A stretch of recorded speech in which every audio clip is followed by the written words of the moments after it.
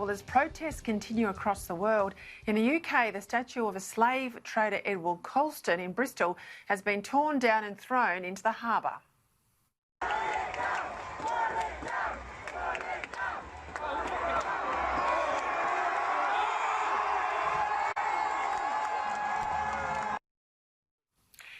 In London, tens of thousands of protesters rallied for a second day, with some protests increasingly violent. On Saturday, 29 protesters were arrested during clashes with mounted police near Downing Street, injuring 14 police officers. Here's some of the shocking scenes now. They're on the screen for you. The response from the Prime Minister, Boris Johnson, was one of condemnation, where he said people have a right to protest peacefully and while observing social distancing, but they've no right to attack the police. These demonstrations have been subverted by thuggery and are a betrayal of the cause they purport to serve. Those responsible will be held to account.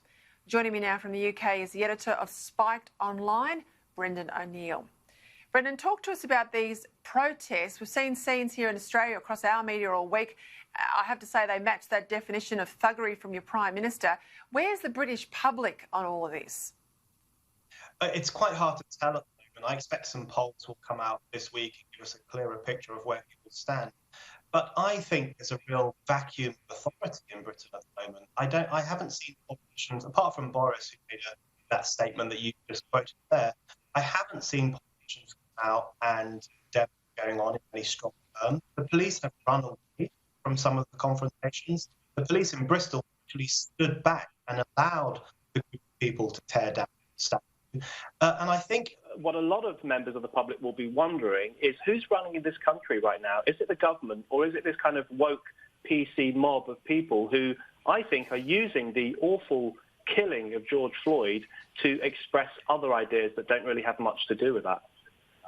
Yeah, well, I was going to ask you, how much of this now is almost professional activists and not a protest about events in the United States or even impacts in Britain of people of colour?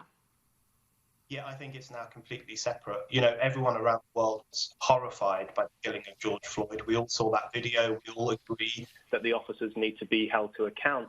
This is now about something else. This has now become a kind of explosion of political correctness. There's a politically correct mob running around the country who are expressing all sorts of dangerous, backwards, strange ideas.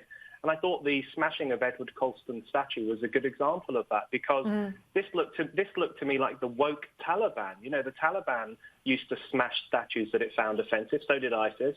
There's this year zero mentality, this idea that we must cleanse the public sphere of every bad person, every bad idea, every bad way of thinking. And I think that's incredibly intolerant. It's not progressive, and it certainly has nothing to do with the awful killing of George Floyd. Yeah, it's interesting with the statue. I mean, I am sympathetic to the argument, but it's not an argument that the mob decide. It's something that's done in a very sober sense. But once you start to wipe away history, the rewriting of history is a very, very, very, very dangerous thing. So I think that's the concern people have with this. And also the revisionism. If you take away Britain's involvement with the slave trade, you also take away, I think, the wonderful work of people like William Wilberforce. You don't have a Wilberforce anymore, and you don't then contemporise and understand his fight against the mainstream at that time and a lot of the vested interests, and certainly the financial interests in London, if you don't have these sorts of debates in their context. That's right. And, you know, history is incredibly complex. You know, there are now people talking about tearing down the statue of Oliver Cromwell in London because of what he did to the Irish and what he did to Catholics. But he also faced down a tyrannical king and made England a republic for a short period of time, which was considered to be an important leap forward for this country. There's a group of students in Manchester who want to prevent the building of a statue to Gandhi outside Manchester Cathedral because he once said some racist things about Africans.